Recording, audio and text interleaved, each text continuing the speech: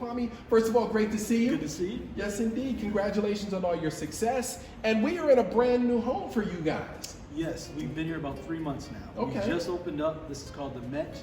It's in Southwest Atlanta. We decided to move here about 3 years ago. We wanted to get more in the community to better serve the community and make more matches. We were in Midtown for a long time. We sold our building. We moved over here and we love it. It's a great space. We love to be, and it puts us right where we need to be. Yeah, absolutely, and it looks wonderful. Let's talk about National Mentoring Month, though, the month of January. Mentoring is so important and so critical, a huge component of what you guys do. Tell me more about January and how people can get involved, because, man, we have never needed more mentors than this time in history. Oh my gosh, it's amazing, and I'm glad that we celebrate mentoring for one whole month each year to really let people know what it's all about, right? If you think about your own life, everyone has had different people come into their life at different points to provide mentorship. Some people think of their parents as mentors. You might have had a coach in high school who was a mentor. You might have had a professional colleague in your career who mentored you to get to different levels within your career. So mentorship is part of the human experience, and we highlight that work during January. So as it relates to the work that Big Brothers and Big Sisters does here in Metro Atlanta, it's about mentoring young people. And what I talk about is defending potential, right? So when you say defend potential, for one, you acknowledge that it's already there. That young people are born with potential, and it's our responsibility as adults to defend that potential. So that's what it's all about when you get involved with this at Big Brothers and Big Sisters. Nice. And your own story led you to this work. Yes. And so you know from a personal experience how important it is. Tell me a little bit about how your personal experience helps you be the really effective CEO that you are right now. Yeah, well, ironically, this is National Mentoring Month, and I've released my first book called The Hope Inside, and it's the harnessing the power of mentorship in life and career.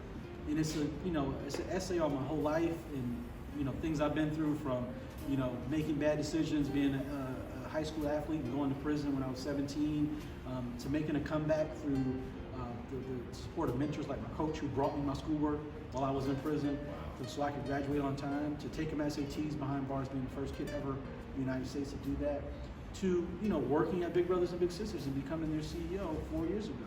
So it's been an amazing ride, but none of those things would have been able to happen if I didn't have mentors come into my life and pour into me. So what I've tried to do for my whole career is use my story and my experience to help other young people, for one, not make the same decisions I made, but reach their full potential. And use me as an example. Hey, if Kwame can do it, hey, maybe I can do it as well. Right. Tell me a little bit about the business partnerships that you've created here in Atlanta. Arthur Blank, a big supporter, but the corporate community really gets behind boys and girls here. Yeah, well, the corporate community, the foundation community, and also individuals are very supportive in Atlanta. They support the work that we do. Arthur Blank and Angie Blank, their name is on our building. They've been a long time supporter. The Falcons have been a supporter. You got Coke, Home Depot, UPS, and even small businesses and our board members. So Atlanta, which is very special to me, I moved here 6 years ago, and I realized that Southern hospitality is a real thing, right? Yes. And it's hard to describe. The best way I describe it is when you go to Miami and you get off the plane and that humidity hits you in the face for the first time. You feel it. You can't really describe it, but you feel it. And that is what I've felt since I've been here in Atlanta, and just numbers of supporters and donors, and our bigs who become volunteers to support our young people have all sort of leaned in to support mentorship.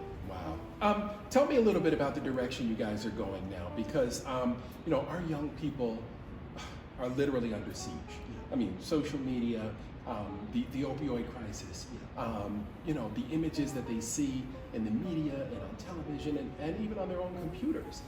They're bombarded with so much these days, and they need context.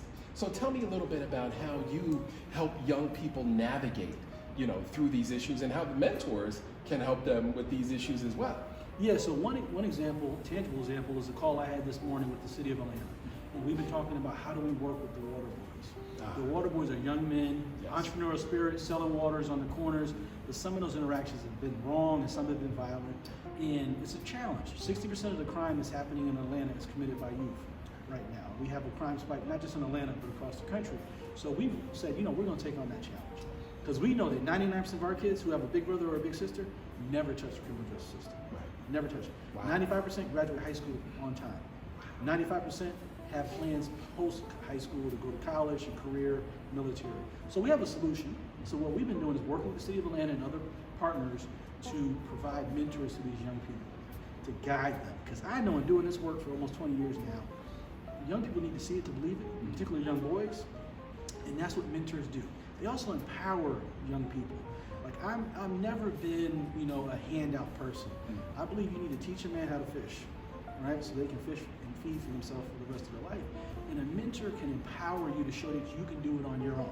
I'm not gonna do it for you, right? I'm gonna give you some guidance, I'm gonna help you, I'm a model for you. You're gonna try it and learn, you may bump your head and try again, but I'm gonna be here to support you along this journey. That's what mentors do. Yeah. When you talk about mentorship, I think exposure comes Yes. along with it. I know I've mentored some young folks as well, volunteered for Boys and Girls in different cities that I've worked in.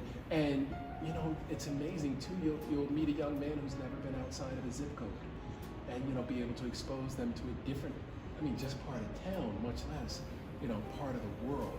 Tell me about exposure, why that's important for young people. Oh, it's super important. And young people have to see it to believe. They want to show me a tangible example of how I can do this, right? So we started a program called Workplace Mentoring a couple years ago, where we actually bring young people into corporate America.